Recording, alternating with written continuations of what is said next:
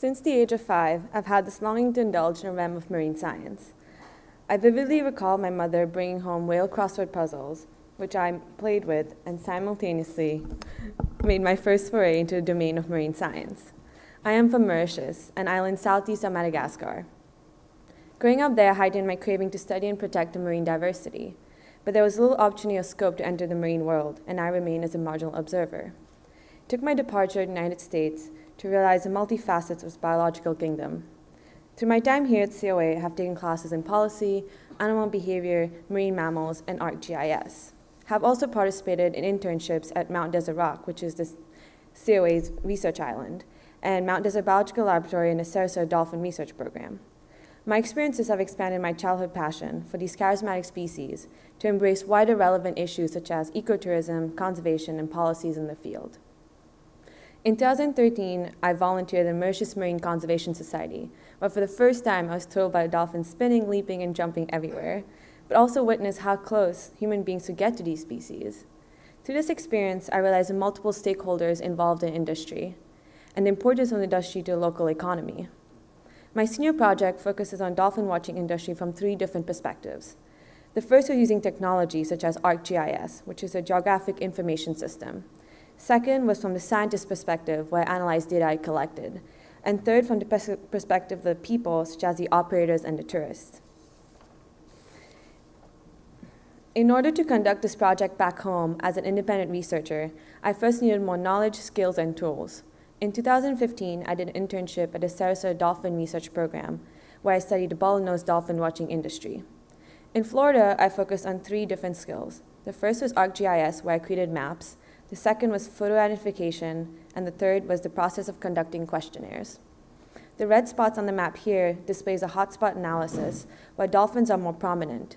This aids in understanding locations where dolphins may be more vulnerable to boat activities.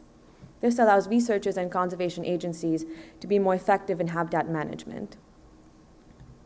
The second tool was photo identification, a tool used to identify individuals. Each individual has specific nicks and notches, allowing researchers to make matches to previous photographs.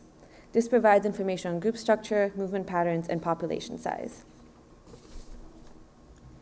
My second study site was my home country, Mauritius. Spinner dolphins are known for their spinning, leaping, and jumping high in the air, and therefore becomes an attractive tourist activity.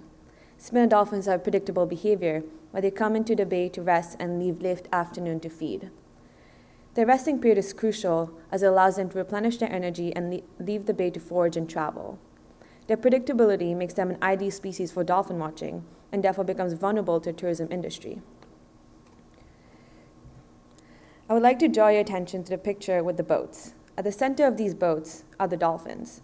The boats and swimmers compete for access to dolphins, which may cause behavior change under stress. For example, in Mauritius, you could have 40 boats on average within an hour, as well as multiple swimmers in the water. Mauritius is an island nation, and therefore depends on tourism for income. It is therefore important to have a sustainable industry.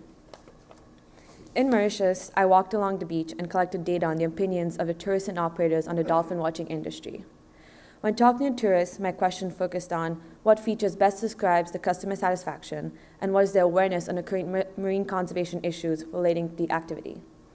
When talking to the operators, I focused on what their opinions and knowledge were on the current guidelines and regulations, what is their level of awareness of the effects of industry on the dolphins, and what is their relationship with the public and the researchers.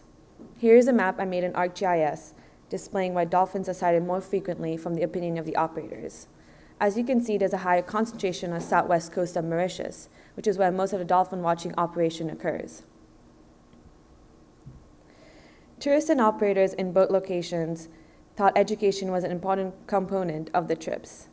Therefore, dolphin watching can act as an effective platform to promote awareness of cetaceans as well as to elicit long-term support by tourists.